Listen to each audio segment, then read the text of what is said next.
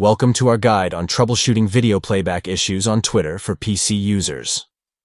If you're experiencing difficulties with videos not playing, follow these steps to potentially resolve the issue.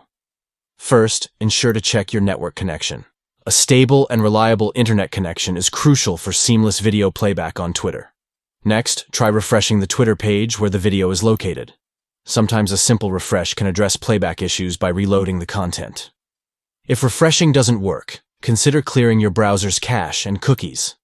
This can help eliminate any stored data that might be interfering with video playback on Twitter. Another effective step is to log out of your Twitter account and then log back in. This process can refresh your session and potentially resolve any playback issues you may be experiencing. If the problem persists, consider restarting your device. Power off your PC, wait for about 30 seconds, and then power it back on.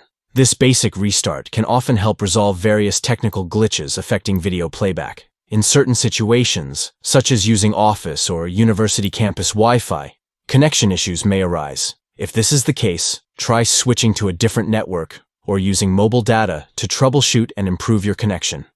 By following these steps, you can troubleshoot common causes of video playback problems on Twitter and enhance your overall viewing experience on your PC.